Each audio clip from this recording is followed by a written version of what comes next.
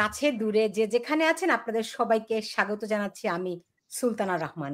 আমি জানি এরই মধ্যে আপনারা অনেকেই জেনে গেছেন যে জুলাইয়ের বিপ্লবের অন্যতম উমামা ফাতিমা তিনি ফেসবুক লাইভে এসে একটু অভিযোগ করেছেন যে আ জুলাইয়ের যারা বিপ্লবী ছিলেন তারা এই বিপ্লবকে একটি মানি মেকিং মেশিনে পরিণত হয়েছে। তার আরো অনেক রকম অভিযোগ আছে।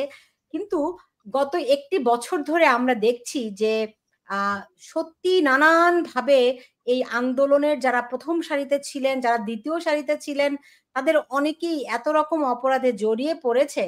চাঁদাবাজির অভিযোগটি তো আছেই। সেই সঙ্গে মবকে নেতৃত্ব দেওয়ার অভিযোগও তাদের ঘাড়ে, তাদের মাথায়। তাহলে কিভাবে করে এরকম জুলাই বিপ্লব কোট আনকোট এই বিপ্লব কেমন করে একটি মানি মেকিং মেশিনে পরিণত হলো? যে এই বিপ্লবের মধ্যে ঢুকলেই সমন্বয়ক হলেই তাদের টাকার কোথাও কোনো অভাব হবে না।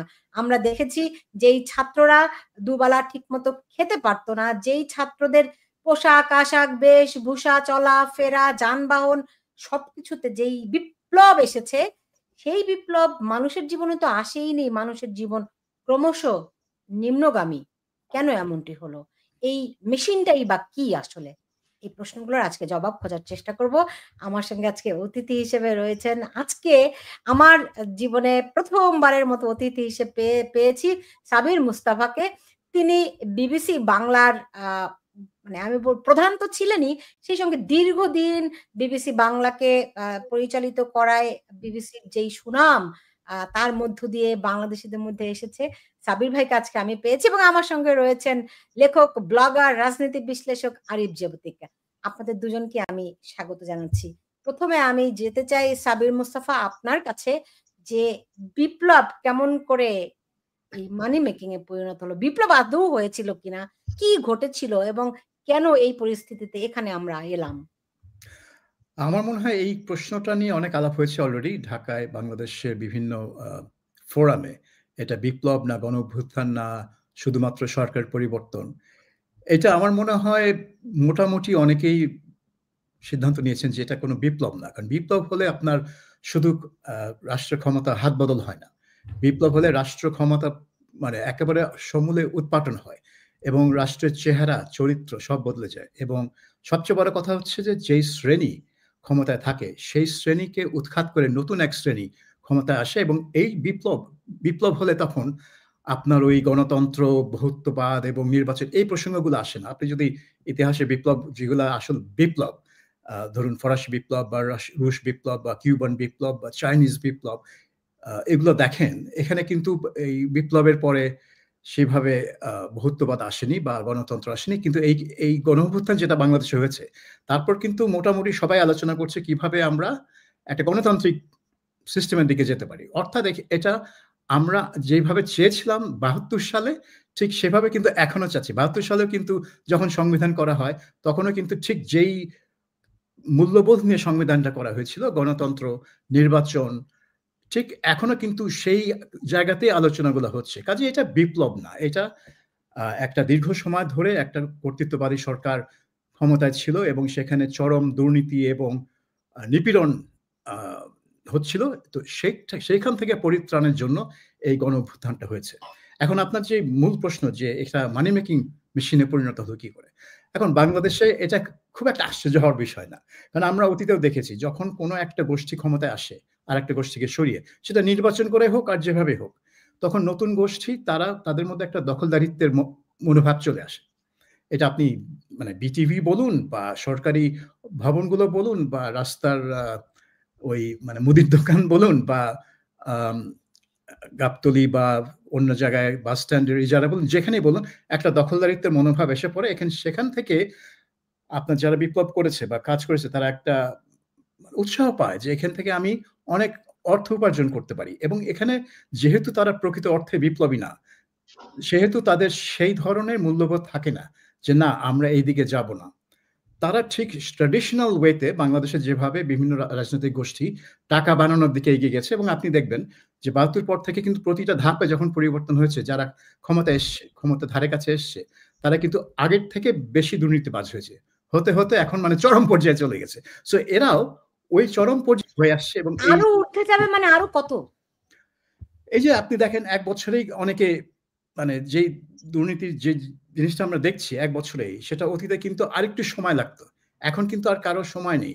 একদিকে অভিযোগ আসছে এবং আমরা দেখছি যে বিএনপি নেতাকর্মীরা বিভিন্ন জায়গায় দখল করছে। এখন অভিযোগ আসছে যে বৈষম্য বিরোধী ছাত্র আন্দোলনের নেতা বা না, তারাও সাবির এই ভাই ধরেন ধরনের আওয়ামী লীগ চাঁদাবাজির মধ্যে খারাপ, চলে যাচ্ছে। বিএনপি খারাপ, রাজনৈতিক দলগুলো খারাপ। কিন্তু এই কথিত বিপ্লবী তারা তো একটা আন্দোলনের মধ্য দিয়ে জাতিকে নতুন স্বপ্ন দেখিয়ে এসেছে, তাই না? হুম। তারা কেন এটার মধ্যে পড়লো? এবং সেজন্য আমি বলছি যে এখানে প্রকৃত বিপ্লব হয়নি। Therefore যারা এটা নেতৃত্ব ছিল তারা প্রকৃত বিপ্লবী না। নিজেদের তারা বিপ্লবী বলেন ঠিকই। কিন্তু আমি তাদেরকে বিপ্লবী হিসেবে দেখি না। কাজেই তাদের কাছ থেকে সেই বিপ্লবী মনোভাব বা মূল্যবোধ আপনি আশা করেন কি করে? ওকে। যেটা আমরা অন্যান্য বিপ্লব ইভেন বিপ্লব হলেও কিন্তু বিপ্লবীরাও এক পর্যায়ে যখন রাষ্ট্র ক্ষমতায় জেঁকে বসে এবং তাদের কোনো চেক অ্যান্ড ব্যালেন্স, কোনো জবাবদিহিতার জায়গা থাকে না, তখন কিন্তু তারাও ধীরে, ধীরে ওই দুর্নীতির দিকে চলে যায়। জি, এটা আমরা বুঝতে রাশিয়ায় পেরেছি। দেখেছি। জি, আরিফ জেবতিক এটা বিপ্লব হয়নি। এই তাত্ত্বিক আলোচনাও হয়ে গেছে। আমরা সবভাবেই দেখতে পাচ্ছি। তো আসলে তাহলে হয়েছিলটা কি? এবং এই বর্তমান যে পরিণতি, এখন সবাই কিছুর একটা আশা করছে যে কোনো একটা অলৌকিক কিছুর ঘটনা ঘটবে এবং এই বর্তমান পরিস্থিতি থেকে মানুষ একটু রেহাই পাবে। ঘটেছিল কি বাংলাদেশে? সাবির ভাইও বলছেন বিপ্লব হয়নি। কে কে আশা করছে? মানুষ, দেশের মানুষ ভাবছে যে আমি যে কাউকে আমি দেখি না যে যে আশা করছে। আমি জানি না, আপনার সাথে অনেক লোকজন সম্পৃক্ত। আপনি বলতে পারেন, মানে আপনি একটা আমড়া গাছ লাগিয়েছেন, পানি দিয়েছেন, আমড়ার সিজনে আমড়া খাবেন। আপনি হঠাৎ করে গাছ বড় হওয়ার পরে আশা করছেন বৈশাখে ওইখানে আম খাবেন, সেটা কৃষকের বেকুবি হইতে পারে, কিন্তু আপনি গাছকে দোষ দিতে পারেন না। তো কেউ কিছু আশা করছে না আসলে। এইটা আপনি যেটা বলছেন যে এটা বিপ্লব হয় না, এই আলাপ আসলে ১ বছর পরে করারও কিছু নাই, যেটা সাব্বির ভাই খুব খুব মানে ছোট আকারে পুরো জিনিসটা কভার করে বলে দিয়েছেন। এটা ১ বছর আগেই decided. It was an accident. একটা কাজ হয়েছে, একটা আন্দোলন শুরু হয়েছিল একটা ভিন্ন একটা প্রেক্ষাপটে। সেখানে তৎকালীন শাসক দল আওয়ামী লীগের অনেকগুলো মিস্টেক আছে, মিসহ্যান্ডেলিং আছে, এবং তার ফলশ্রুতিতে তারাই তাদেরকে ক্ষমতাচ্যুত করেছে, আসলে বিপ্লবীরা করেন। এটা হচ্ছে আমার ভিউ। এবং তারপর যা হবার হয়েছে, কালার রেগুলেশন যেসব দেশে হয়েছে, সব দেশই কালার রেগুলেশনের পরে এই অরাজকতা হয়েছে, এবং যারা এটা নেতৃত্ব দিয়েছে তারা এইসব চুরি বাটপারি ডাকাতি হাইজেকের মধ্যে দিয়ে আছে। সো বাংলাদেশকে আসলে আমরা সবসময় মনে করি খুব একটা ইউনিক দেশ, আসলে তা না। গ্লোবাল পরিবর্তনের সাথে বা গ্লোবাল ইতিহাসের অন্যান্য জায়গায় যে কাহিনীগুলো ঘটে তার অনেকগুলাই কিন্তু বাংলাদেশে ঘটেছে বা ঘটবে। আদারওয়াইজ এইসব ছাপড়ি পোলাপান গুলশানে গিয়ে একজন ব্যবসায়ীর বাসার ভিতরে ঢুকে ডাকাতি করবে, আরেকজনের বাসায় গিয়ে বলবে ১০ লাখ টাকা দে, ২০ লাখ টাকা দে, নাহলে তোরে পুলিশ দিয়ে ধরে ফেলবো। আমরা দেখলাম যে এর আগে একজন প্রথিত যশা গার্মেন্টস ব্যবসায়ী মারা গেছেন, ওনার ২ মেয়ে থাকেন, যার সাথে ডিভোর্স হয়েছিল এসটিএম এর হাজবেন্ডের ১৯৯০ সালে, সেখানে গিয়ে ও ডাকাতি করেছে। এই যে ঘটনাগুলো ঘটে, এর পিছনে কারণ হচ্ছে সেনা। এখন তো এটা একটা পরোক্ষ সেনা শাসন চলছে, এবং সেই সেনাবাহিনী চায় তরুণদেরকে এইসব দুর্নীতি ডাকাতি চুরি ডাকাতির মধ্যে দিয়ে ঢুকিয়ে রাখার জন্য, এবং সেটাই হচ্ছে, সেই প্রশ্রয় হচ্ছে। নাহলে এই ৫-৭টা ছেলেকে মনে করেন যে চড় থাপড় দিয়ে বের করে দিতে পারবে যাদের কাছে চাঁদাবাজি করছে, কিন্তু লোকজন জানে যে এটা কোনো বিচার আচার হবে না, সরকারের প্রত্যক্ষ মদত আছে, এবং সরকারও চায় এরা যাতে এটাতে এঙ্গেজ থাকে। এরা যদি এদিকে এঙ্গেজ থাকে, তখন ডক্টর ইউনূসের যে গ্রামীণ বিশ্ববিদ্যালয় দেখলাম এখন ছাত্র ভর্তি শুরু করে দিচ্ছে, ওই জিনিসগুলো করতে ওনারও সুবিধা হয়। আপনি সমস্যাটা হয় কি, ধরেন বিপ্লব বলেন বা আন্দোলন বলেন, সে ধরেন আমরা যে ৩ জন আছি মিলে একটা আন্দোলন করলাম, আন্দোলন করে আমরা খুব আদর্শিক জায়গা থেকে সরকার পতন ঘটালাম। তারপরে যিনি ক্ষমতায় আসবেন তাকে কিন্তু আমরা ওয়াচ ডগ হিসাবে নজরদারিতে রাখবো, যদি আমরা সৎ হই, আমাদের উদ্দেশ্য সৎ থাকে। আর যে লোককে আমরা ক্ষমতায় দিয়েছি তার যদি ২ নম্বরই করার ইচ্ছা থাকে, সে তখন আমাদেরকে করাপ্ট করার চেষ্টা করবে, এবং সেটা বিভিন্ন ভাবে করার চেষ্টা করবে, দুর্নীতিতে ঢুকাবে, নৈতিকভাবে অবক্ষয়ের জায়গায় ঢুকাবে। এটাই হচ্ছে ভাইস ভার্সা। এই যে মব তৈরি হয় বিভিন্ন জায়গায়, ডক্টর ইউনূস এবং তার সরকার যে এই মবকে প্রশ্রয় দেয়, প্রেসার গ্রুপ বলে, কারণই হচ্ছে যে তোরা ওইদিকে ব্যস্ত থাক। তোরা যদি ওইদিকে ব্যস্ত থাক, আমরা কি করছি এটা নিয়ে তাদের বলার আসলে নৈতিক সাহস থাকে না। আপনি দেখেন, আজকেও আমি ফেসবুকে দেখলাম একজন বলেছেন যে তথ্য উপদেষ্টা একজন আছে না, কি যেন, পালং শাক, মাহফুজ আলম।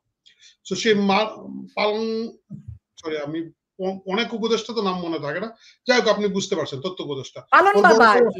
অস্ট্রেলিয়াতে থাকে, ওইখানে নাকি ৬ কোটি টাকার কি একটা ডিল গেছে, আমি সত্য মিথ্যা জানি না, বাট এখন মানুষ যেটা হয় কি, মানুষ এগুলো খুব চট করে বিশ্বাস করে, কারণ মানুষ এইসব উপদেষ্টাদের চেহারার মধ্যে যে চকচকে ভাব, নতুন নতুন গাড়ি, উদ্যত আচরণ এগুলো দেখে।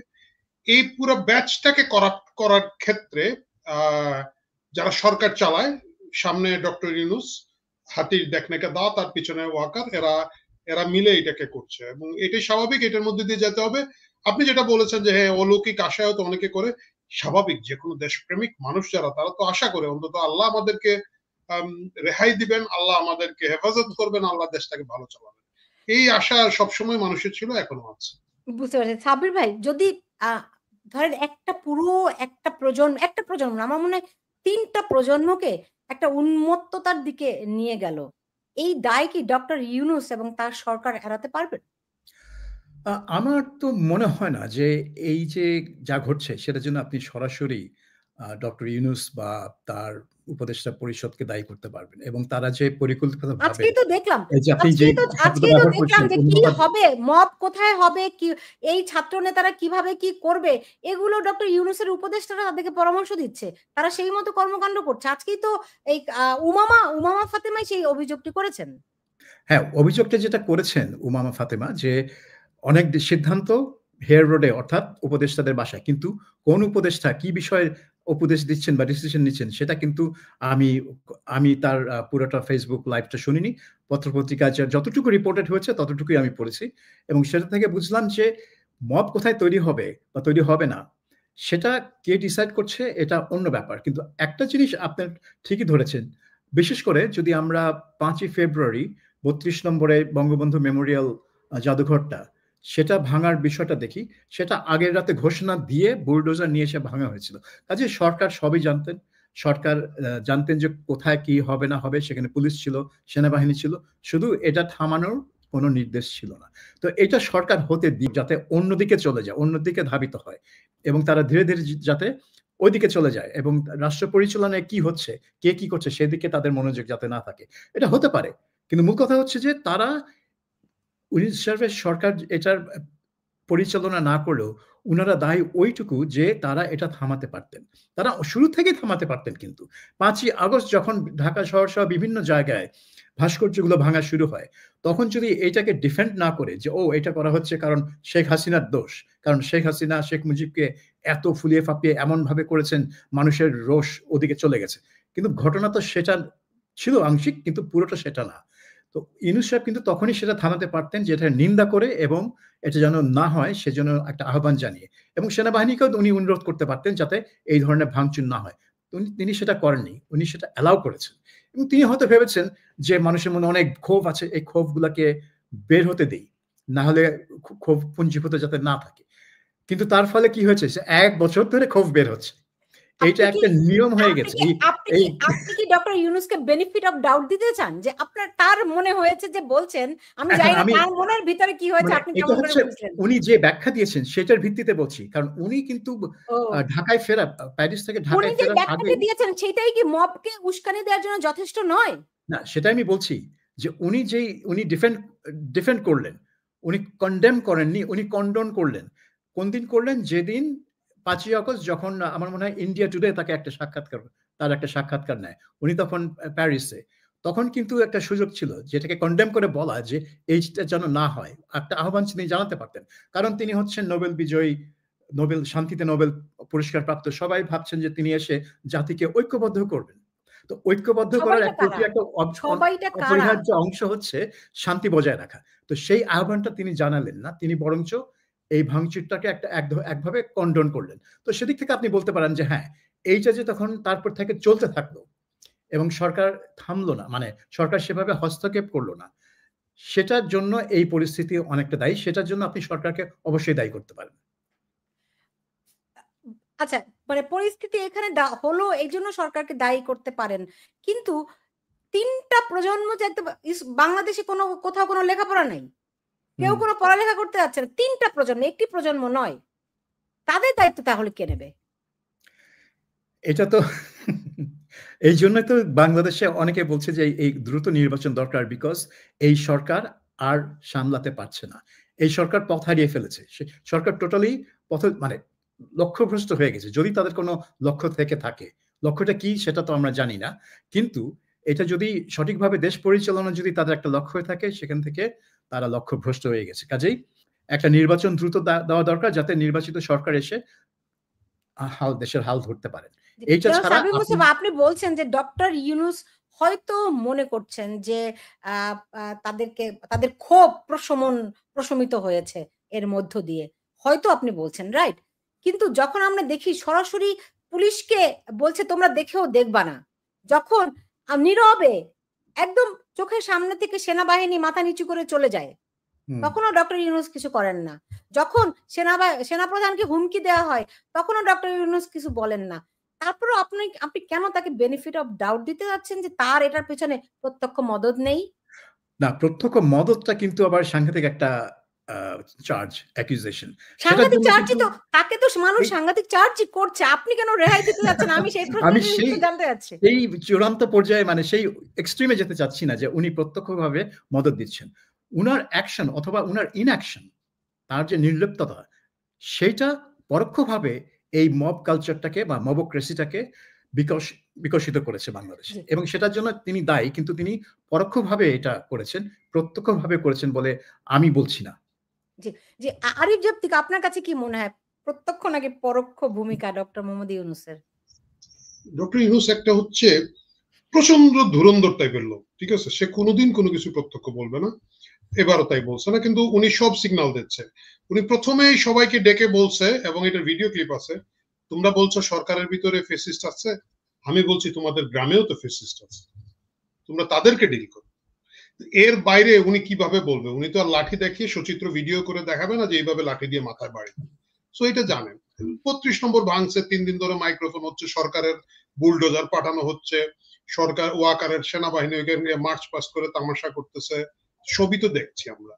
একই ঘটনা ধরেন গোপালগঞ্জে হচ্ছে। কি গোপালগঞ্জে আমি মানলাম যে একটা রাজনৈতিক সংঘর্ষ হচ্ছে, সব বাদ দিলাম, ভাবলাম যে এনসিপির লোকজন খুবই নির্দোষ, তাদের উপরে হামলা হয়েছে, সেনাবাহিনী সেখানে গিয়ে উদ্ধার করেছে, গুড। তো উদ্ধার করে তো ট্যাঙ্কে ভরে তো এদেরকে পাঠিয়ে দিয়েছ। তারপরে 5 দিন ওইখানে কারফিউ রেখে ঘরে ঘরে গিয়ে লোকজনকে ধরে ধরে মারা হচ্ছে। এখন পর্যন্ত আমি যতটুকু শুনেছি প্রচুর লোকজনকে অ্যারেস্ট হয়েছে, গ্রেফতার হয়েছে, না পালিয়ে গেছে, এগুলোই ট্র্যাক করা যাচ্ছে না। তো এই সবই হবে, কিন্তু আপনি যখন জিজ্ঞেস করবেন বলবো এটা মানুষের ক্ষোভ। কোথাও কোনো মানুষের ক্ষোভের কাহিনী নাই, এই ক্ষোভটাকে ওইভাবে ডিরেল করা হয়। যখন আপনি উস্কানি দিবেন, আমি যখন দেখবো যে আরো 3 জন লোক 3 জায়গায় গিয়ে ডাকাতি করে জিতে গেছে, এনজয় করবে, তখন আমি গিয়ে আমার পাশের বাড়ির একজনকে বলবো তুইও আওয়ামী লীগের দোষর, আমাকে সোনা দানা দে নাহলে চাঁদা দে, কারণ এটা সরকারি ভাবে প্রটেক্ট। যদি না দেস আমি পুলিশে ফোন দিব, তারপরে পুলিশে ফোন দিয়ে পুলিশ এসে ধরে নিয়ে যায়, মামলা নাই কিছু নাই, লোকজনের ধরে নিয়ে যাচ্ছে। এখন যে কোনো একটা ভদ্রলোকের বাসায় যদি যায়, সে ভাই ওই গেঞ্জাম নিবে না। আমি এখন হঠাৎ করে সাব্বির ভাইয়ের বাসায় গিয়ে বললাম যে সাবির মুস্তাফা আপনি তো দোষর, আপনি আমার এখন টাকা দেন, আর না হলে তো আপনাকে পুলিশে দিব। উনি যে আমাকে চ্যালেঞ্জ করবে, প্রবলেমটা কি, উনি জানে যে উনি বিচার পাবে না, বিচার পাইলে কিন্তু উনি চ্যালেঞ্জ করবে যে ঠিক আছে আর তুমি আমার পুলিশে দিয়ে দাও, I will go to the court, I will challenge, কিভাবে প্রমাণ করবা। উনি জানে ভাই বিচার পাবো না, জামিন পাবো না, কোর্টে যাওয়ার পর আমাকে টিম মারবে, লাথি মারবে, ঘুষি মারবে, ওই ঝামেলা বাদ দে বাবা, তুই ওনার কাছে হয়তো টাকা কম, উনি হয়তো বলবে যে ভাই 500-1000 যা পারস নিয়ে যা, আমার মাফ কর।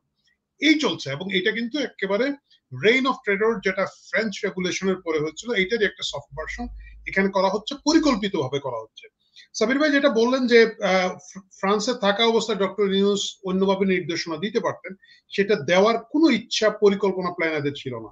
মূল প্ল্যানের মধ্যে ছিল যে গণভবন দখল করে শেখ হাসিনা এবং শেখ রাহানাকে হত্যা করা হবে, এবং এটা বিভৎসভাবে করা হবে, এমন ভাবে করা হবে যেটা যেভাবে পুলিশগুলোকে মারা হয়েছে, ঝুলিয়ে রাখা হয়েছে, এই প্ল্যানটা ছিল। সামহাও বিভিন্ন আন্তর্জাতিক প্রেক্ষাপটের কারণে ওই প্ল্যানের ওই অংশটুকু তারা বাস্তবায়ন করতে পারে নাই, বাট বাকি অংশটুকু তারা ধীরে সুস্থে করেছে। এইটার মধ্যে আসলে কোনো বেনিফিট অফ ডাউট দেওয়ার কিছুই নাই, এটাই তারা করতে এসেছে, এটাই তারা করছে। সাবির ভাই, যদি তাই হয় তাহলে এই তরুণদের ভবিষ্যৎ কি, তাদের পরিণতিটা কি হবে? ডক্টর ইউনূস চিরকাল তো থাকবেন না, আর বাংলাদেশের মানুষ চিরকালও এই ব্যবস্থা মেনে নেবে না, ইতিহাস তো তাই বলে। এই তরুণদের ভবিষ্যৎটা কি?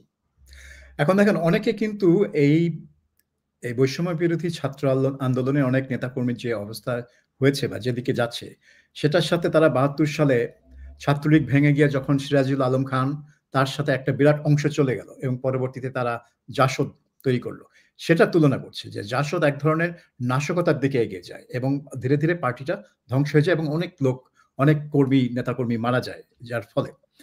তো তারা মনে করছে যে এইরকম একটা হঠকারিতা অনেকে করছে তাদের সাথে, তরুণদেরকে সেই পথে নিয়ে যাওয়ার চেষ্টা করছে। তো এখন আমি জানি না, তারা একটা রাজনৈতিক দল গঠন করেছে, ন্যাশনাল সিটিজেন পার্টি। তো সেটা একটা প্ল্যাটফর্ম তাদের জন্য, যে প্ল্যাটফর্ম তাদের কিন্তু গত বছর অগাস্ট মাসে ছিল না। যেরকম আপনার ধরুন 69-এর গণ আন্দোলন, তার নেতৃত্বে ছিল ছাত্রলীগ, কিন্তু তাদের ছিল আওয়ামী লীগ পেছনে, বড় পার্টি। 1990 সালে আমরা দেখেছি ছাত্র দলের নেতারা ছিল গণ অভ্যুত্থানের নেতৃত্বে এবং তাদের ছিল বিএনপি, বড় প্ল্যাটফর্ম। কাজেই তাদের কিন্তু অভিভাবক ছিল রাজনৈতিকভাবে। বৈষম্য বিরোধী ছাত্র আন্দোলনের নেতা নেত্রীদের কিন্তু সেরকম কোনো বড় রাজনৈতিক দলের অভিভাবক ছিল না, কিন্তু এখন একটা প্ল্যাটফর্ম তারা তৈরি করেছে। আমার মনে হয় যে তাদের একমাত্র রাস্তা হচ্ছে যে এইসব জিনিস বাদ দিয়ে তারা এনসিপির সাথে যুক্ত হয়ে আপনার নিয়মতান্ত্রিক গণতান্ত্রিক রাজনীতির দিকে এগিয়ে যাওয়া। সাবির মুস্তাফা, আপনি যেহেতু জাসদের সঙ্গে তুলনাই করলেন, আমি করিনি, আমি বলছি যে অনেকে করছে। আচ্ছা, এই সাংবাদিক হিসেবে এই টেকনিকটা আমিও জানি। হ্যাঁ, আমি he said according to so and so. আচ্ছা, তো অনেকে বলছে যে জাসদের সঙ্গে তুলনা করছে, রাইট? এখন এই ছাত্র নেতারা ধরেন সার্জিস, হাসনাত, এরা প্রত্যক্ষভাবে ছাত্রলীগের সঙ্গে জড়িত ছিল। ছাত্রলীগের বঙ্গবন্ধুর সমালোচনা করে বঙ্গবন্ধুর জয়গান করে, ছাত্রলীগের জয়গান করে তারা রাজনীতি করে এসে হঠাৎ করে তারা এই আন্দোলনে যুক্ত হলো এবং তারা বলল যে তারা আসলে বঙ্গবন্ধুকে মানে না, ৭২-এর সংবিধান মানে না, মুক্তিযুদ্ধ, তারা কিছুই মানে না, রাইট? তারা তো শুরু থেকেই ফেক, তারা তো শুরু থেকেই লুকায়িত। তাহলে আপনি কোন তরুণদের কথা বলছেন, যেই তরুণরা একটা স্বপ্ন নিয়ে অগ্রসর হয়েছিল, সেই স্বপ্ন ভিন্ন পথে পরিচালিত করছে? কোন তরুণদের কথা আপনি বলছেন? না, আপনি যাদের নাম বললেন, আমি জানি না তারা ছাত্রলীগে কতটা সক্রিয় ছিল। এটা নেতৃস্থানীয় অবশ্যই নেতৃস্থানীয় পর্যায়ে ছিল, কিন্তু এখন যেটা দেখা যাচ্ছে যে ছাত্রলীগে ওই সময় ইভেন ছাত্র শিবিরের যারা নেতা হিসেবে সম্প্রতি আত্মপ্রকাশ করেছে, তারাও ছাত্রলীগের সাথে সংযুক্ত ছিল। অর্থাৎ ছাত্রলীগের ছত্রছায়ায় অনেকেই ছিল যারা আসলে ছাত্রলীগের আদর্শে অনুসারী না। কারণটা কি? কারণ ছাত্রলীগের একটা আধিপত্য ছিল ক্যাম্পাসে এবং এই আধিপত্যের ফলে অন্যান্য রাজনৈতিক বা ছাত্র সংগঠনগুলো স্বাধীনভাবে অপারেট করতে পারতো না এবং তারা তখন ছাত্রলীগের ছত্রছায়ায় চলে আসে। এখন তারা বেরিয়ে এসছে ছাত্রলীগের ছায়াতল থেকে। সো তাদেরকে কিন্তু আপনি বলতে পারেন না যে তারা আসলেই ছাত্রলীগের মতাদর্শ বা আওয়ামী লীগের মতাদর্শ বা বঙ্গবন্ধুর অনুসারী ছিল, কখনোই। সো এখন তাদের যে রূপ দেখছেন, এটা তাদের আসল রূপ, এটা তাদের ফেক রূপ না। বিকজ এখন তারা ক্ষমতায় বা ক্ষমতার আশেপাশে। আমি বলবো তারা ক্ষমতায়, সার্জিস, হাসনাত, এরা এনসিপি আমার কাছে মনে হয় যে মানে ক্ষমতাসীন দল বলতে গেলে। ইনফ্যাক্ট মাঝে মধ্যে মনে হয় যে অতীতে ক্ষমতাসীন দলগুলো যেভাবে সরকারি পৃষ্ঠপোষকতা পেত, তার চেয়ে বেশি পৃষ্ঠপোষকতা পাচ্ছে এনসিপি। কাজেই তারা এখন, এটা তাদের আসল রূপ। এখন কি স্বপ্ন, এখন এটা হচ্ছে একটা বড় প্রশ্ন যে আপনি যদি 5ই আগস্টের পর কয়েকদিন ধরে যেই বক্তৃতা আপনি শুনেছেন এবং যেভাবে সরকার গঠন হলো, যেসব কথাবার্তা তারা বলেছে, একটা জিনিস আপনি খেয়াল করবেন যে তারা কখনো কিন্তু জাতিকে ঐক্যবদ্ধ করার জন্য যেসব পদক্ষেপ নেওয়ার কথা সেটা বলেনি। ওই বিভিন্ন ভাষণে, এমনকি ডক্টর ইউনূসেরও জাতির উদ্দেশ্যে ভাষণে প্রতিহিংসার একটা ক্লিয়ার ইঙ্গিত ছিল এবং একটা দেশের একটা জনগোষ্ঠীকে তারা শত্রু হিসেবে চিহ্নিত করে, যারা হচ্ছে আওয়ামী লীগের সমর্থক। এখন আওয়ামী লীগ দলটা খারাপ, আওয়ামী লীগের নেতৃত্ব খারাপ, সবই খারাপ, কিন্তু আপনি এটাও জানেন যে দেশের একটা বৃহৎ জনগোষ্ঠীর একটা বড় অংশ তারা আওয়ামী লীগের সমর্থক বিভিন্ন কারণে, আদর্শগত কারণে হতে পারে, পারিবারিক কারণে হতে পারে, অনেক কিছু হতে পারে। আপনি তো এদেরকে শত্রু হিসেবে চিহ্নিত করতে পারেন না, কিন্তু আমি দেখলাম যে তারা তাই করলো, অর্থাৎ জাতিকে ঐক্যবদ্ধ না করে আরো বিভাজনটাকে আরো বাড়িয়ে দিল। কাজে সংঘাত সেখানে অনিবার্য হয়ে পড়লো। এটার কি রূপ নেবে সেটাই ছিল দেখার বিষয়। এখনো সেই আসল রূপটা আমরা দেখতে পারিনি এই সংঘাতের। তাহলে আরিফ জেবতিক, তাহলে এই সরকারকে যারা এখনো এই সরকারের উপর ভরসা রাখতে চায়, তারা কারা? আবার এই সরকারকে নিরপেক্ষ বলার কি আদৌ আর কোনো সুযোগ আছে কিনা? কিংবা আমি যদি বলি যে এই মব কালচারও বলবো না, মবের তাণ্ডব, এগুলোর দায় ডক্টর ইউনূসকে কেন সরাসরি নেবে না ডক্টর ইউনূস? কে বলছে নেবে না? উনি তো করতেছে, উনি করাচ্ছে, উনি নিবে না নিবে কি? কেউ কি সেটা কিছু নেয়? মানে এটা তো কিছু না, ওনার লোকজনই তো মব করতেছে, মবকে আমি আপনি গিয়ে করতেছি। সো উনি নেওয়া না নেওয়া কি আসে যায়? এইটার তো কোনো দিয়ে না। সাবির ভাই একটু আগে বলছিলেন যে এটা একটা জাসদের দিকে যাচ্ছে, এটা মোটেও জাসদের দিকে যাচ্ছে না। Jasad is a complete different history. এটা যাচ্ছে ফ্রিডম পার্টির দিকে। ফ্রিডম পার্টি আপনাদের, এবং আপনি জিজ্ঞেস করছেন না যে কি পরিণতি হবে, মানে আপনি তো আসলে মজার মজার প্রশ্নগুলো সাবির ভাইকে করেন, আমাকে খুব নির্দোষ টাইপের প্রশ্ন করছেন। পরিণতি কি হবে আমি বলছি। আপনি প্রশ্নগুলো কেড়ে নিয়ে উত্তর দেন। আগস্টের পরে কি হয়েছিল মনে আছে? প্লেনে ভরে সবাইকে লিবিয়া পাঠায় দেওয়া হয়েছিল, বিভিন্ন জায়গায় দূতাবাসে এদেরকে অ্যাম্বাসেডর করা হলো, ওরা খুব আরামে চলে গেল। হ্যাঁ, তাও ওরা কিন্তু এইভাবে চাঁদাবাজি করে নাই। মানে আমরা যদি 15 আগস্টের কিলার গোষ্ঠীর কথা ধরি, তো ওরা চলে গেল, তো ওরাও ভাবলো বেঁচে গেছে, আমরাও ভাবলাম যাক ঝামেলা গেছে। এন্ড অফ দ্য ডে আইসা 87 সালে সামরিক শাসকের অধীনে ফ্রিডম পার্টি বানাইলো, এই একই ফরম্যাট, একই, ওইটার নাম পদযাত্রা ছিল না, এটা কুড়াল যাত্রা করতো ওরা একই ভাবে, একই লোকজন নিয়ে। এখন জেনারেল ওয়াকার একই ফরম্যাটে করাচ্ছে। এইগুলো জাতীয় সংহতি, জাতীয় ছাত্র সমাজের সাথে সময় আমরা দেখেছি, আমরা তো স্টুডেন্ট লাইফে ছিলাম তখন। এটা জাসদ না, কিন্তু জাসদ কিন্তু 72-এ তৈরি হয়ে বা 73-এ তৈরি হয়ে কিন্তু 91 পর্যন্ত দাপটের সাথে ক্যাম্পাস গুলোতে ছিল। এটা হচ্ছে ফ্রিডম পার্টি বা এটা হচ্ছে জাতীয় ছাত্র সমাজ বা এর সাথে যুব সংহতি মার্কা ক্যাডার ভিত্তিক একটা কাহিনী এটা তৈরি হয়েছে, এবং এদের পরিণতি, রাজনৈতিক পরিণতি একই হবে, এদের অন্যান্য পরিণতিও হয়তো এইভাবেই যাবে। সো এইটাই হইতে পারে। আর আপনি বলতেছেন এর দায় দায়িত্ব ইউনূস নেবে না, ইউনূসের লোক দায় দায়িত্বের ব্যাপারে যাওয়ার আগে তো আপনি বলছেন যে ফ্রিডম পার্টির ভবিষ্যৎ যদি পরিণতি যদি এদের হয়, তাহলে আমরা এখন দেখছি বিভিন্ন সামাজিক যোগাযোগ মাধ্যমে দেখলাম যে পাকিস্তানে অন অ্যারাইভাল ভিসার জন্য খুব তৎপরতা নাকি চলছে, তো তাদেরকে কি পাকিস্তান পাঠানো হবে? সেটা না, তারা বিভিন্ন দেশে চলে যাবে, কারণ তাদের হাতে যে পরিমাণ টাকা আছে সেটা আসলে পাকিস্তানে গিয়ে খরচ করার মতো না, অনেক বেশি বেশি টাকা আছে। সো পাকিস্তান একটা ফকিরের দেশ, ওইখানে গিয়া লাইফ কি এনজয় করবে? সো তারা অন্যান্য জায়গায় যাবে। হ্যাঁ, সেফটি আর সিকিউরিটির জন্য হয়তো তারা অন অ্যারাইভাল ভিসার ব্যবস্থা করতেছে, এবং সেটা না হলে কোনো সমস্যা নাই, পাকিস্তান এমবাসি দরকার হলে তাদেরকে কুলে করে ওইখানে নিয়ে গিয়ে ভিসা দিবে। মানে পাকিস্তান যে পরিমাণ উৎফুল্ল গত 1 বছর ধরে দেখতে পাচ্ছি, মানে তারা তো কি যে করবে আল্লাহ জানে, ধরে নিয়ে চুমুটুমু দিয়ে নিয়ে যাবে, এটা তো কোনো বিষয় না, ওইটার জন্য ভিসা টিসার। তবে আমি এখানে জাস্ট একটা কথা বলি যে আরিফ যেটা বললেন যে জাসদ 91 পর্যন্ত দাপটের সাথে ছিল ক্যাম্পাসে, কিন্তু আপনি চিন্তা করে দেখেন যে 74 থেকে শুরু করে জিয়া রহমান আসলো 75-76 এসে চিফ মার্শাল অ্যাডমিনিস্ট্রেটর 77, এই পিরিয়ডে জাসদের কত লোক মারা গেছে, কত অসংখ্য কর্মী নেতা মারা গেছে। তারপরে না হয় তারা আবার যখন ক্যাম্পাস রাজনীতি ফিরে আসলো তখন তারা ক্যাম্পাসে নিজেদেরকে পুনঃপ্রতিষ্ঠা করতে পারলো, কিন্তু শুধু ক্যাম্পাসের বাইরে কিন্তু তারা আর নিজেদেরকে সেভাবে প্রতিষ্ঠা করতে পারেনি। কিন্তু সেটা সাবির ভাই না পারার বিভিন্ন কারণ আছে, আপনিও জানেন আমি জানি, বা সেটা তো ভিন্ন আলোচনা, আমরা ওই জায়গায় যাচ্ছি না। আমি বলছি যে আপনি বলতে পারেন যে জিয়াউর রহমানের সময় তাদের উপরে যে টর্চার গুলো হয়েছে, স্পেশালি তাহের সহ, সেটা এক জিনিস। আমি বলতে চাচ্ছি পাবলিক কিন্তু তাদেরকে কোথাও পিটায় মারে নাই, এটা কিন্তু আপনাকে মানতে হবে। আপনি কোথাও শুনবেন না, যার সাথে কিন্তু প্রচুর ক্যাডার ছিল, এরা তো অনেকে মুক্তিযোদ্ধা ছিলেন, আর্মস ট্রেনিং ছিল, পরবর্তীতে তাদের সশস্ত্র বিপ্লবের একটা গণবাহিনী ছিল, কারো বাড়িতে গিয়ে মব তৈরি করেছে, চাঁদা খেয়েছে, ঘুষ খেয়েছে, এই জিনিস কিন্তু জাসদের নাই। আমি এটা বলতে চাচ্ছি, পাবলিক হেট্রেটের জায়গাটা কিন্তু জাসদ কখনো পায় না। ওই সংস্কৃতি পলিটিক্যালি ডিল করেছে জিয়াউর রহমান এজ এ সামরিক শাসক, তার জন্য ইমিডিয়েট থ্রেট ছিল জাসদ, এবং বিশেষ করে এই গ্রুপটাকে কন্ট্রোল না করতে পারলে, কর্নেল তাহেরের প্রভাবকে সামাল দিতে না পারলে ওনার রাজনীতি, that was a political tug of war বা ফাইট, যেভাবে দেখি আমরা। পাবলিক কিন্তু কোথাও গিয়ে জাসদের পিটায় মারে নাই যে আমার টাকা খেয়ে ফেলছে, আমাকে চাঁদা দিয়েছে, আমি ওইটাতে যেতে চাচ্ছি, ওই দিক দিয়ে না। এটা মানে reign of terror is complete different, Jasad was not that. হ্যাঁ, ওই মব এবং চাঁদাবাজি সংস্কৃতি তো ওই সময় ছিল না।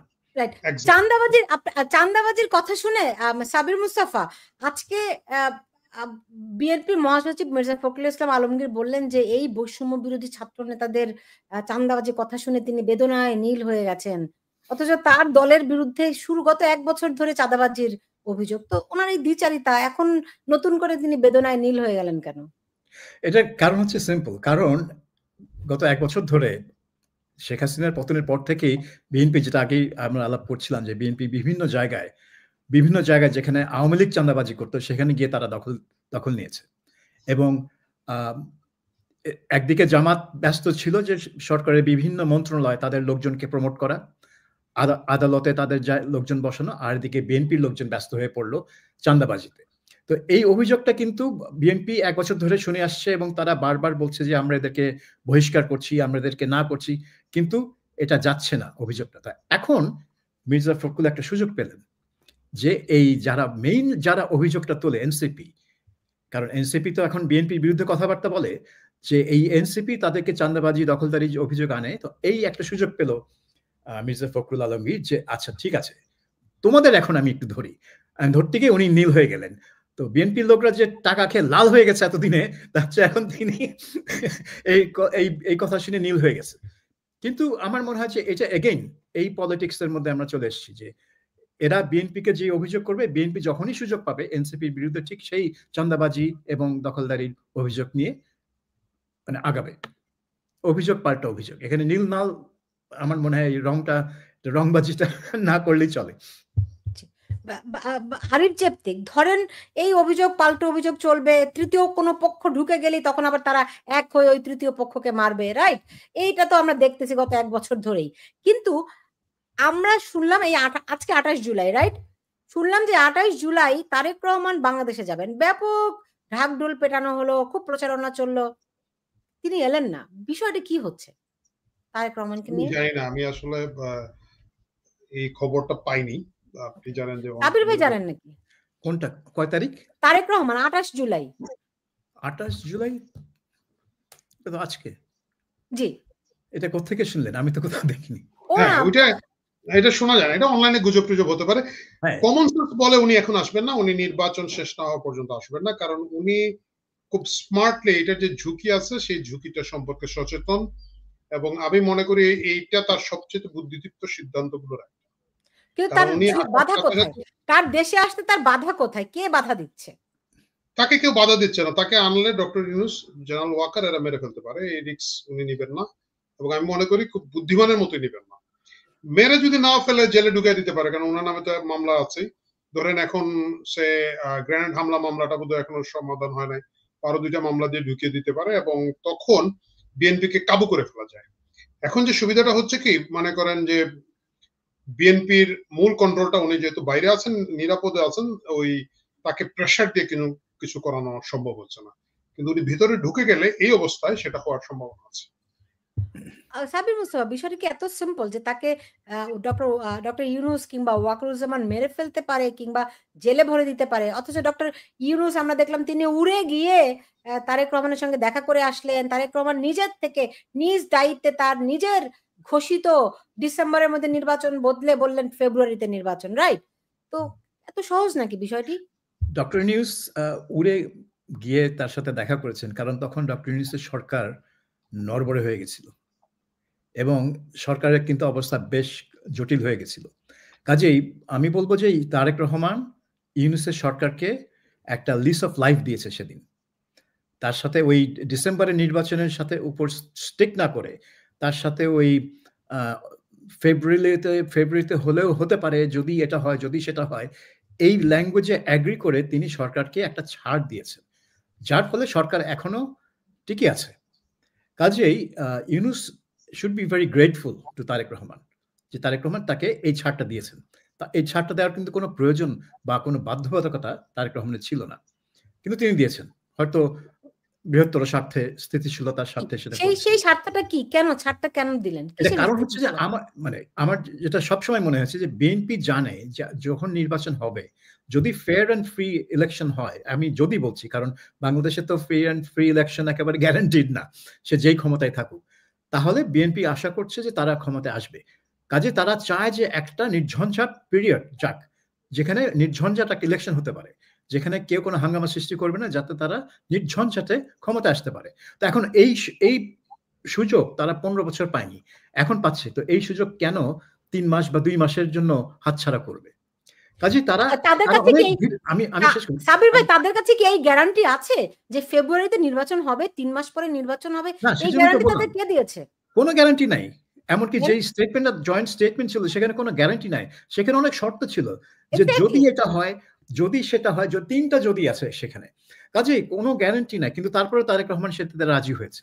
কেন এটার কারণটা ছিল কেন আমার আমি মনে তো জানতে চাই কেন? আপনি বললেন যে তিনি ডক্টর ইউনূসকে একটা বিরাট ছাড় দিয়েছেন। তার সেই ছাড়ের কারণে এখন এই সরকার এখনো ক্ষমতায় আছে।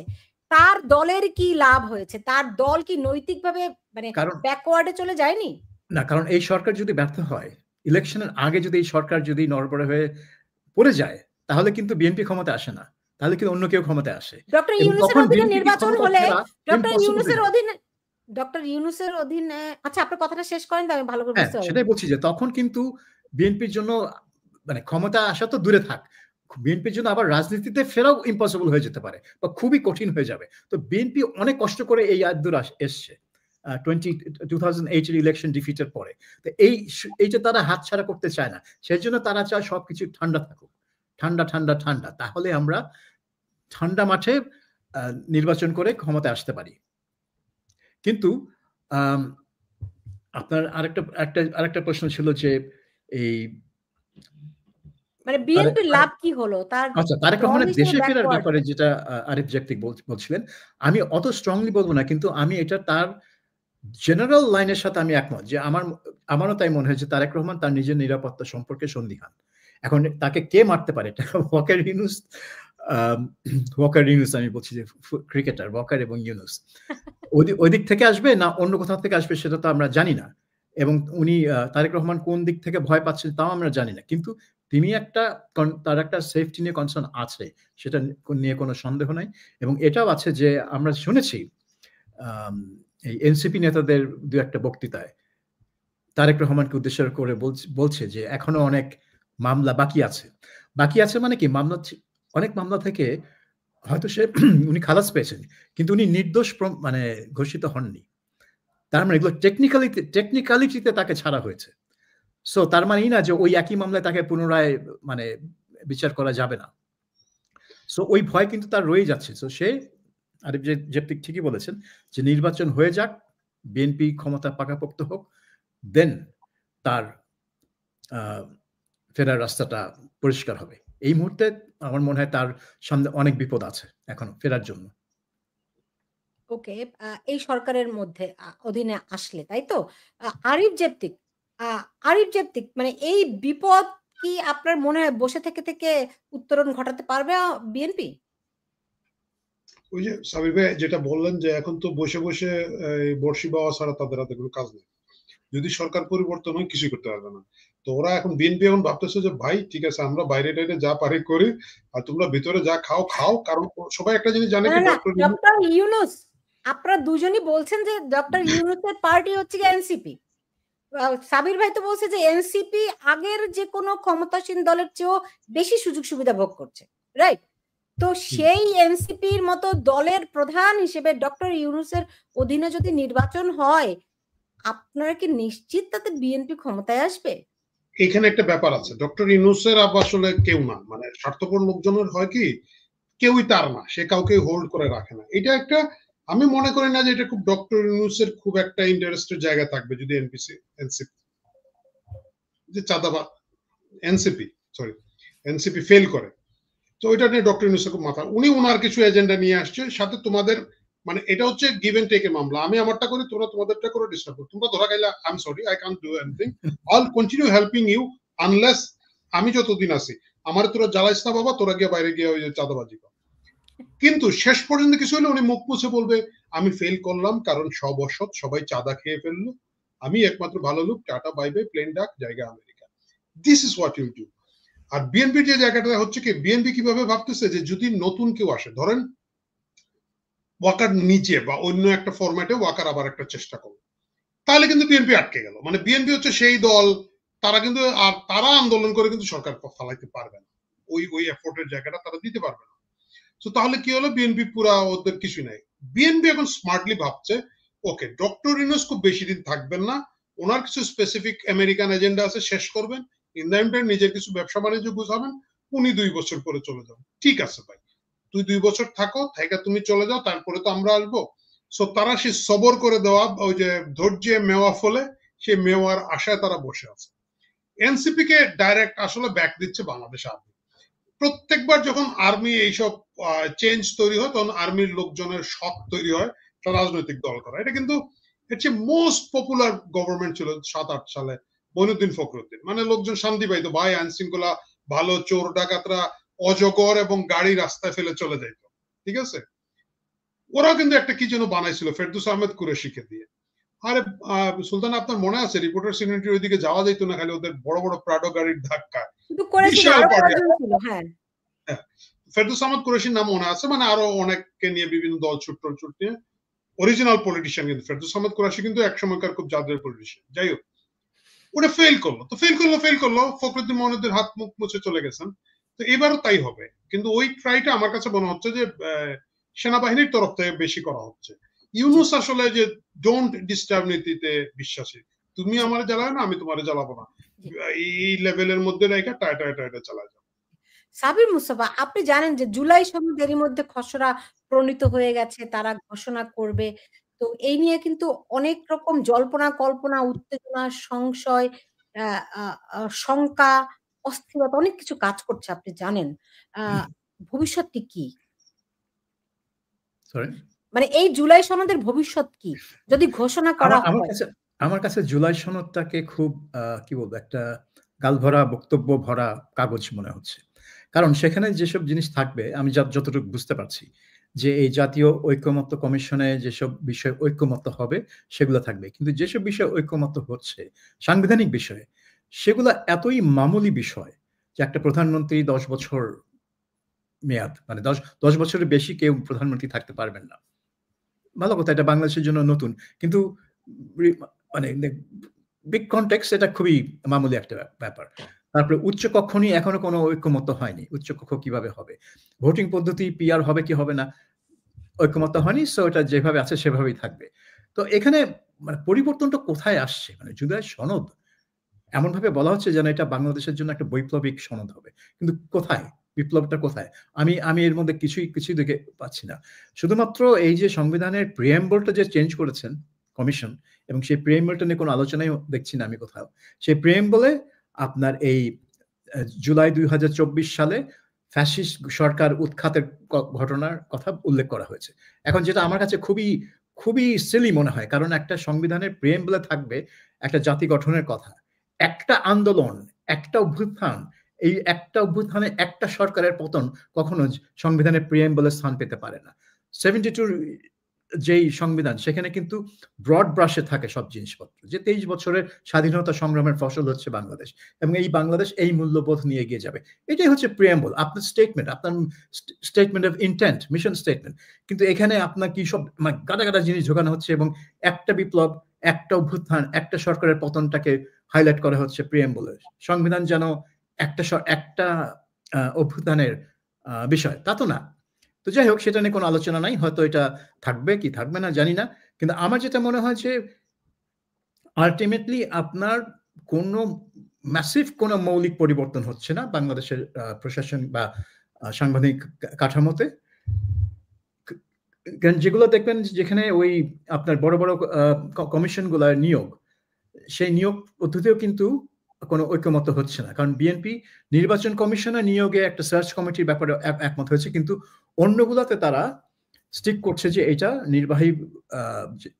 নির্বাহী বিভাগের ক্ষমতার আওতায় রাখতে হবে, আদারওয়াইজ নির্বাহী বিভাগ হয়ে যাবে একটা কি বলতো, একটা ম্যানেজারের মতো, একটা অফিসের ম্যানেজার, সে ম্যানেজিং ডিরেক্টরও না, আচ্ছা জেনারেল ম্যানেজার। হ্যাঁ, যে তার কাজ হচ্ছে যে অন্যরা কি করছে সেটা জাস্ট করে দেওয়া। সো ওই দিক থেকে বলতে গেলে আমি জুলাই সনদকে সেভাবে অত গুরুত্বপূর্ণ জিনিস হিসেবে আমি দেখছি না। তারপরে যে এনসিপি যে দাবি যে একটা ঘোষণাপত্র থাকতে হবে, যে ঘোষণাপত্র সংবিধানে ইনক্লুড করতে হবে, এগেইন আবার ওই একটা বিপ্লব বা একটা গণঅভ্যুত্থান, একটা পট পরিবর্তন, সেই বিষয়টা কেন সংবিধানে ঢুকবে সেটা আমার মানে মাথায় ঢুকে না। আপনার কি মনে হয় তারা আসলে এক ধরনের দায় মুক্তি চায়, এক ধরনের ইন্ডোমিনিটি চায়? এইটা অনেকে মনে করছেন যে এইটার মাধ্যমে গত ১ বছরে যা হয়েছে, জুলাই আগস্ট ২০২৪ সালে যা হয়েছে, যেখানে ক্ষয়ক্ষতি প্রাণহানি হয়েছে, সেটার জন্য যাতে জুলাই আন্দোলনে যারা নেতৃত্ব দিয়েছেন, অংশ নিয়েছেন, তাদের যেন কোনোভাবে দায়ী করা না হয়, সেটা এই জুলাই সনদ এনশিওর করবে। কিন্তু এগেইন, যদি একসময় কোনো সময় একটা সরকার আসে যে মনে করে যে এই যে পুলিশ হত্যা হয়েছে জুলাই আগস্ট গত বছরে, সেটার জন্য আমি ইয়ে করব, বিচার করব কারা কারা দায়ী, তো এই জুলাই সনদটা কি তারা আমলে নেবে? তারা তো আরেকটা সাংবিধানিক ভোটে, সংসদে একটা ভোটে সেটা বাতিল করে দিবে। ওই যে ডালিম ফারুকরা তো ইন্ডেমনিটি পেল না, রাইট? মানে ইন্ডেমনিটি অ্যাক্ট ছিল, বিচার তো হলো। কাজে এগুলো হচ্ছে মানে বাংলাদেশে আপনার রাজনৈতিক প্রয়োজনে নানান কিছু করা যায়। আপনি সংবিধানকে স্থগিত করে দিতে পারেন। সংবিধান স্থগিত, জুলাই সনদ স্থগিত, ঘোষণাপত্র স্থগিত, সব স্থগিত। স্থগিত করে আপনি একটা অর্ডিন্যান্সের মাধ্যমে এদের বিচার করে আপনি এদেরকে শাস্তি দিতে পারেন। হ্যাঁ, এবং তারপর পরবর্তীতে সেই শাস্তি আপনার জায়েজ করে ফেলবেন আরেকটা সাংবিধানিক সংশোধনী দিয়ে। সো বাংলাদেশে কিন্তু সবসময় সবকিছু করা যায়। তাহলে এই জুলাই সনদ নিয়ে এই গত কদিন ধরে অনেক রকম কথা শুনছি আরিফজের থেকে, আপনিও নিশ্চয়ই শুনছেন যে আগামী 3 দিন কি হবে, বাংলাদেশে আগামী 7 দিনে কি হবে। খুব অনেক একটা বিরাট কিছু যেন আবার যেন একটা ওলট-পালট হতে যাচ্ছে। ব্যাপারটা কি হতে যাচ্ছে? ব্যাপারটা কিছুই হতে যাচ্ছে না। দুষ্ট বাচ্চাদেরকে ক্লাসে হোমওয়ার্ক দিয়ে বসায় রাখে। আমরা আমাদের বাচ্চারা যখন ছোট ছিল, তখন বেশি দুষ্টামি করতো, কাগজ একটা দিয়ে বলতাম এখানে তুমি একটা হরিণের ছবি আঁকো। ওটা কিছু হরিণ, কিছু জেব্রা, কিছু জিরাফের মতো কিছু একটা হইতো। জুলাই সনদ এইরকম একটা জিনিস, মানে এটা দিয়ে হয়েছে যে কিছু একটা ওই যে চান্দাবাজি এগুলাকে জায়েজ করার জন্য একটা কিছু করা। এই যে সাবির ভাই ঠিকই বলেছেন, জুলাই সনদ আপনি একটা বানাইছেন, খুব ভালো। প্রোক্লামেশন বিপ্লবের 1 বছর পরে পৃথিবীর লোকজন ঘুরায় শুনলে ঘুরায় আসবে। মানে প্রোক্লামেশন কখন হচ্ছে? when you are starting the fight, right?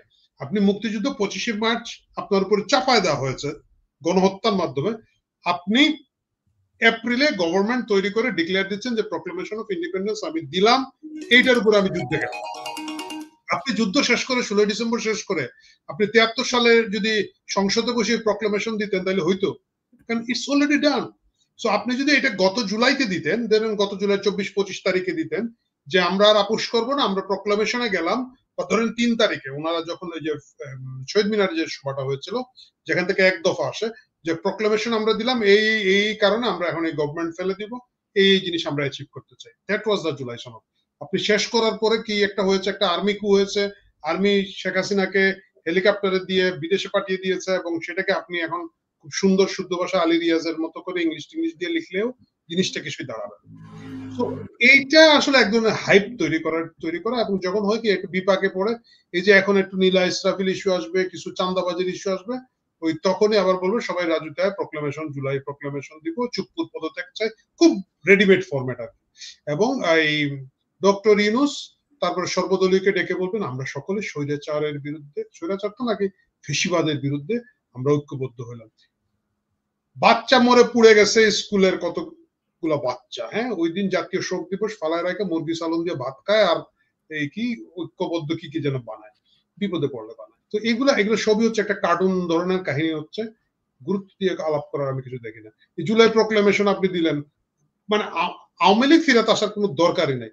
ধরেন বিএনপি আসলো, বিএনপি আইসা সালাউদ্দিন সাহেব করলো, এটা কি, দ্যাটস ইট, এটা কি হয়ে গেল, এটা দিয়ে আপনি কিছু করতে পারবেন না। কারণ আপনি যেভাবেই দেখেন, মানে ঘোড়ায় হাসবো বললে যে এনসিপি ক্ষমতায় চলে আসবে ইলেকশনে জিতে, তাই না?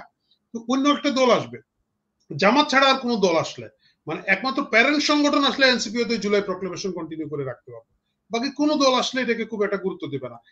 হ্যাঁ, আওয়ামী লীগ ছাড়া বাকি কেউ আসলে এটাকে ঘাটাবে না, ঠিক আছে থাক তোমরা, আমরা এই বিপ্লবের একটা অংশ এবং স্টেক হোল্ডার হিসেবে এটাকে আমরা কন্টিনিউ করবো, ঘাটাবে না।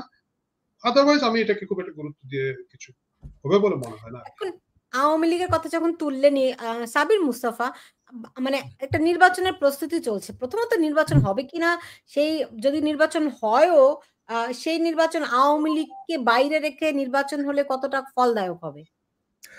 ফলদায়ক এখন আওয়ামী লীগকে তো বাইরে রেখে নির্বাচনটা করতে যাচ্ছে তারা। হ্যাঁ, আওয়ামী লীগ ভেতরে থাকলেও কতটুকু ফলদায়ক হতো সেটাও আরেকটা প্রশ্ন। কারণ আওয়ামী লীগের যদি যারা প্রার্থী হতেন, তারা কি আদৌ তাদের প্রার্থিতা ফর্ম জমা দিতে পারতেন? নাকি ওই যে আদালতে যেরকম যখন কোনো আইনজীবী একজন কোনো অ্যাকিউজডের পক্ষে দাঁড়াতে চায় তাকে পিটাই পুটাই বের করে দেয় অন্য আইনজীবীরা। তো আওয়ামী লীগের কপালেও সেই মানে দুঃখ থাকতো কিনা সেটাও একটা প্রশ্ন।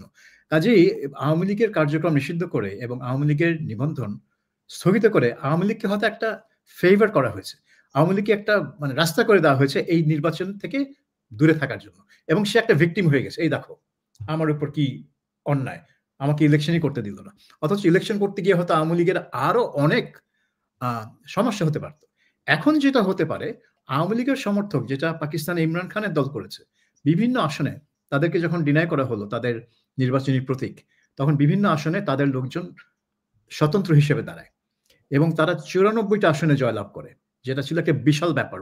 পাকিস্তানের ইতিহাসে এটা হয়নি। তো আওয়ামী লীগ সে ধরনের কোনো কাজ করতে পারবে কিনা সেটাই হচ্ছে, যদি আওয়ামী লীগ করতে চায়। কিন্তু আমি যতটুকু বুঝি দেখি, আওয়ামী লীগ এখন নিজেকে সেভাবে গুছিয়ে উঠতে পারেনি। ইনফ্যাক্ট কোনোভাবেই গুছিয়ে উঠতে পারেনি। খালি বিদেশে বসে কিছু কিছু নেতা নিজেদের মতো করে স্টেটমেন্ট দিচ্ছেন, এবং আদৌ কোনো কোঅর্ডিনেশন আছে কিনা, সমন্বয় আছে কিনা, কোনো সমন্বয়ক আছে কিনা কোথাও বসা, কেউ জানে না। শেখ হাসিনা দিল্লিতে বসে একটা অডিও মেসেজ দিচ্ছেন, why audio, why not video? উনাকে কেন লোকজন দেখতে পাচ্ছে না সেটারও কোনো জবাব নেই। কাজেই আওয়ামী লীগ একটা টোটালি একটা মেসের মধ্যে আসে। কাজে আওয়ামী লীগ ইলেকশনে থাকলো কি থাকলো না, আমার মনে হয় এই মুহূর্তে এটা খুব একটা প্রাসঙ্গিক না। আওয়ামী লীগ আদৌ মানে কোনোভাবে নিজেকে ইনসার্ট করতে পারবে না কিনা ইলেকশন প্রসেসে থ্রু ইন্ডিপেন্ডেন্ট ক্যান্ডিডেটস, স্বতন্ত্র, যেটা 2024-এ তারা অনেক স্বতন্ত্র ক্যান্ডিডেট দাঁড় করালো নিজেদের বিরুদ্ধেই। এখন আসল স্বতন্ত্র ক্যান্ডিডেট তারা দাঁড় করতে পারে কিনা সেটাই হবে মানে দেখার বিষয় আর কি। মানে আপনি আওয়ামী লীগকে নিয়ে, আওয়ামী লীগ আসতে পারবে কি পারবে না, মানে আপনার আশঙ্কাটা কি? অনেকে বলছে আওয়ামী লীগের জীবনেও আসতে পারবে না। না, আমি কখনোই রাজনীতিতে শেষ কথা নাই। হ্যাঁ, মানে একটা হচ্ছে যে মুসলিম লীগ 54 সালের ওই যুক্তফ্রন্টের কাছে পরাজিত হওয়ার পর মুসলিম লীগ আর ঘুরে দাঁড়াতে পারে নাই।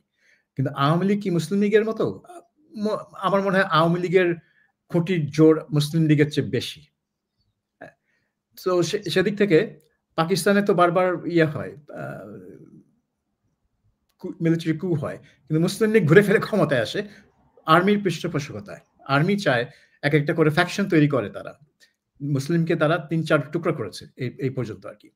কিন্তু আওয়ামী লীগ একেবারেই আসবে না, আমার সেটা মনে হয় না। তবে এই ইলেকশন আওয়ামী লীগ যদি 10-12টা স্বতন্ত্র প্রার্থীও সংসদে পাঠাতে পারে, দেন আমি বলবো যে তারা একটা মানে ভালো কাজ করেছে তাদের নিজেদের জন্য।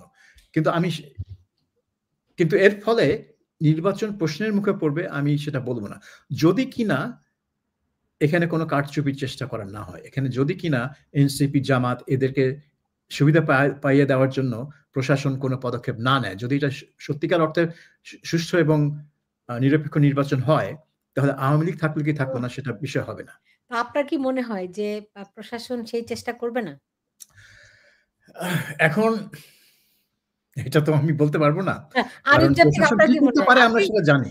আপনি সেফ সাইডে থেকে কথা বলতেছেন সাবির ভাই। মানে আমি সেফ সাইডে থাকছি কারণ আমার এক এডিটর ছিলেন, আমি যখন সাংবাদিকতা প্রথম শুরু করি, সে বলেছিল যে নেভার বি ক্যাটেগরিক্যাল, কারণ একবার ক্যাটেগরিক্যালি কিছু বললে পরে ওখান থেকে পালানোর রাস্তা নাই। সেজন্য একটু ক্যাভিয়েট রেখে কথা বলতে আমি শিখেছি আমাদের টিচার আহাদুজ্জামান মোহাম্মদ আলী স্যার বলতেন, আরিফ জাতিক যা বলেছে সেটি ভালোই বলেছে, তবে সাবির মুস্তাফাও কিন্তু খারাপ বলেনি। আরিফ জাতিক, আপনার কাছে কি মনে হয় যে আওয়ামী লীগকে বাদ রেখে নির্বাচন কেমন হবে, বা আদৌ নির্বাচন হবে কিনা? নির্বাচন হবে। এই সুশীল সমাজের আবার একটা খুব তামসা আছে, বুঝছেন? মানে এরা ওই কি বলে, ধরি মাছ নাচুই পানির মুড়ে যায়, তো ওরা একটা নির্বাচন করবে, সেটা সে বিষয়ে কোনো সন্দেহ নেই, আমার অন্তত নাই। আমি মনে করি যে আমি সাবির ভাইয়ের সাথে এখানে একমত, আওয়ামী লীগের এখন নির্বাচনে না আসাটা আওয়ামী লীগের জন্য বিরাট উপকার হচ্ছে। এখন তারা এসে অহেতুক শক্তিক্ষয় হবে, ঢুকবে এবং প্রচুর লোকজন তাদের গ্রেফতার হবে, চাঁদাবাজির শিকার হবে, মব ভায়োলেন্সের শিকার হবে। কারণ হচ্ছে গিয়ে স্ট্রিক্টলি আর্মি সমর্থিত মব আসলে সামলানোর মতো নৈতিক জায়গায় আওয়ামী লীগ এই মুহূর্তে নেই, এটা বাস্তব। সো ওই সময়টা বরঞ্চ এই নির্বাচনে না গেলে তাদের, এবং এই নির্বাচনে তো তারা সরকার গঠন করতে পারবে না। সো আলটিমেটলি তাদের আসলে খুব একটা লাভ নাই। তারা যে কাজটা করতে পারে যে তাদের শক্তি সঞ্চয় করে রাখতে পারে। নিরাপত্তার একটা ইস্যু আছে এবং আমার কাছে মনে হয় তারা সেই দিকে যাবে। নির্বাচনে না আসলে আওয়ামী লীগের খুব একটা ক্ষতি নেই। বাট যদি কোনো কারণে হয়, পিয়ার সিস্টেম হয়, বা ইভেন যদি সাবির ভাই যেভাবে বললেন, বা আরো অনেকগুলো পদ্ধতি আছে, যদি আওয়ামী লীগ স্মার্টলি খেলে 100-র উপরে আসন পাবে তারা, এবং তখন তারা হয়তো একটু ডিফারেন্ট জায়গায় চলে যেতে পারে। তো সাবির ভাই, আপনার কি মনে হয় এই ডক্টর ইউনূস সরকারের অধীনে নির্বাচন হবে নাকি অন্য আরেকটি সরকার আসবে? না, আমার মনে হয় নির্বাচন হলে ইউনূস সরকারের অধীনেই নির্বাচনটা হবে। কারণ যদি ইউনূস সরকার ব্যর্থ হয় এবং অন্য কোনো সরকার আসে, হতে পারে 2007 এর মতো সেনাবাহিনী আরেকটা সরকার নিয়ে আসলো, ওই ফখরুদ্দিনের মতো কাউকে বসিয়ে বললো যে ঠিক আছে, তোমার এখন 3 মাস, তুমি নির্বাচনটাকে অর্গানাইজ করো। সেটা হতে পারে। আবার এমনও হতে পারে যে 2007 না, 1982 হতে পারে, সেনাপ্রধান আসলেন এবং বললেন যে ভাই আমি একটু থাকি ক্ষমতায়, একটু মার্শাল ল দেই, তারপরে দেশটা অনেক হযবরল অবস্থায় আছে, এটা তো ওভারনাইট ঠিক করা যাবে না, মার্শাল ল দিয়ে আমি ডান্ডা দিয়ে পিটাপিটি করে এটাকে ঠান্ডা করি, তারপরে দেখা যাক, আরো অন্তত 2 বছর যাক, তারপরেই তখন মানুষ বলবে যে আচ্ছা ঠিক আছে, দেশের অবস্থা খুব খারাপ ছিল, মবক্রেসি হ্যান ত্যান, অর্থনীতি মুখ থুবড়ে পড়ছে, সো সেনাবাহিনী যদি ঠিক করতে পারে, ওয়াই নট। তো সেনাবাহিনী কি সেরকম কোনো ভূমিকা রাখবে? আরিফ জেবতিক, সরি আমি মিস করেছি, কি ধরনের ভূমিকা? ওই যে 82 সালের মতো, কিংবা সেনাবাহিনী এসে বলল আচ্ছা এই সরকার ভালো না, অন্য কারণে রাখে না আসলে, মানে আমাদের এখানের মধ্যে হচ্ছে কি, যখন ওই জাতিসংঘের যাওয়ার একটা মিশনে যাওয়ার একটা অপশন শুরু হলো 90s-এ, এরপর থেকে এখানে সেনাকুটা বন্ধ হয়ে গেছে। যদি ওইটা না থাকতো এখন আমাদের সেনাকু হইতো। এখন ওইরকমই পাপেট লোকজন বসাবে, কিছু ডিগ্রি আলা লোকজন আনবে বিভিন্ন দেশ থেকে, এনে থেকে বসাবে, এখনো তাই করছে, এইভাবেই থাকবে। বাট যদি যেভাবে আমরা দেখতে, ট্রাম্প জাতিসংঘের ফান্ড টান বন্ধ করে দিচ্ছে, যদি ওই শান্তি মিশনের অপশন বন্ধ হয়ে যায়, তাহলে এদেরকে বাদ দিয়ে ওরা ডাইরেক্ট বসবে। জি, বুঝতে পেরেছি। আমি শেষ করব, সাবির মুস্তাফা যদি শেষ কিছু বলতে চান। না, আমাকে প্রশ্ন করতে হবে, আমি কোনো জাতির উদ্দেশ্যে বাণী দিতে রাজি না। না, ওই যে যেটা দিয়ে আলোচনাটা শুরু করেছিলাম, যে কেমন করে মানি মেকিং মেশিনে পরিণত হয়ে গেল, তা আমাদের জাতির তো অনেক দুর্ভাগ্য। আমি একটু, আপনি ভাষণ দিলেন না, আমি একটু ভাষণটা দিয়ে দিচ্ছি। তো আমাদের জাতির এমনই দুর্ভাগ্য যে যে যায় লঙ্কা সে হয় রাবণ। তো এরকম অবস্থা হয়তো চলতেই থাকবে, আমি জানি না, কিন্তু এর থেকে উত্তরণের কোনো পথ দেখেন কিনা? দুই একটা আশার কথা বলে আমরা বিদায় নেই। না, আমি তো উত্তরণের পথ দেখি না, কারণ অনেক মানুষ ভেবেছিল যে এই শেখ হাসিনার সরকার এমন পর্যায়ে চলে গেছে যে সেখান থেকে যে তাকে বিতাড়ন করা গেল, তাকে বিতাড়িত করা গেল, সেটাই ছিল একটা বিরাট বিজয়, এবং এর ফলে একটা বিরাট কিছু হবে, একটা বিরাট পরিবর্তন আসবে। আর তারপর যখন ডক্টর মোহাম্মদ ইউনূসকে ক্ষমতায় বসানো হলো, তো অনেকে ভাবলো যে এই পেয়ে গেছি, আকাশের চাঁদ আমাদের হাতে চলে এসছে, কারণ নোবেল বিজয়ী ইউনূসের চেয়ে আর ভালো কে হতে পারে। কিন্তু গত 1 বছরে অনেকেরই সেই আশা ভঙ্গ হয়ে গেছে। আমি বলবো বেশিরভাগ লোকেরই আশা ভঙ্গ হয়ে গেছে। আরিফ জেবতিক বলবেন যে কেউ আশা করেই না, এবার কি ভঙ্গ কি হবে? কিন্তু আমি বলবো যারা আশা করেছিলেন তাদের আশা ভঙ্গ হয়ে গেছে, এবং দেখতে পাচ্ছে যে না, এমনকি এই তরুণদের বিপ্লব বলুন বা নোবেল বিজয়ী ইউনূসের নেতৃত্ব বলুন, কোনোটাতেই সেই বাংলাদেশের যে ধরন, রাজনীতির ধরন, এবং সেটা থেকে তারা বের হতে পারল না। মানে ওটার ঊর্ধ্বে উঠতে পারল না। ইউনূসও পারল না, ছাত্ররাও পারল না, কেউই পারল না। কাজেই পরবর্তীতে কে পারবে? আপনি কি ভাবেন? তা আমার মনে হয় ওই সিঙ্গাপুর হওয়ার স্বপ্নটা একটু মানে পিছিয়ে গেল আরকি। জি। তবে স্বপ্ন তো ওই যে হাল ছেড়ো না বন্ধু, তাই না? হাল তো ছাড়া যাবে না। একদিন না একদিন তো হবেই। আমাদের স্বাধীনতা পেতে সময় লেগেছে 250 বছর ব্রিটিশদের কাছ থেকে। পাকিস্তানের কাছ থেকে 24 বছর, তাই না? তো তাই বলে তো এই যে অরাজক পরিস্থিতি কিংবা গণমানুষের আকাঙ্ক্ষা, সেটি কোনোদিনও বাস্তবায়ন হবে না। আমি সেটি বিশ্বাস করি না। হয়তো আমরা একটা পরিবর্তনের প্রক্রিয়ার মধ্য দিয়ে অগ্রসর হচ্ছি। দেখেন, আমেরিকার স্বাধীনতা 250 বছরের, তাও কত কেওয়াজ এই দেশে আছে। আমাদের মাত্র 53 বছর, তাই না? 200 বছরের মানে 250 বছর আমেরিকার স্বাধীনতা এই জাতির। সুতরাং আমরা তো অনেক নতুন জাতি। তারপরেও আমাদের হয়তো হস্তক্ষেপ অনেক বেশি, নানান কারণে গণতন্ত্র বাধাবিঘ্ন হয়েছে। কিন্তু আমাদের দেশের মানুষ অদম্য। আমি মানুষের উপরই ভরসা রাখি। সাবির মুস্তাফা এবং আরিফ জেবতিক, আপনাদের দুজনকে অনেক ধন্যবাদ জানাচ্ছি আমার সঙ্গে যুক্ত হওয়ার জন্য। আপনারা দুজন ভালো থাকুন। Thank you.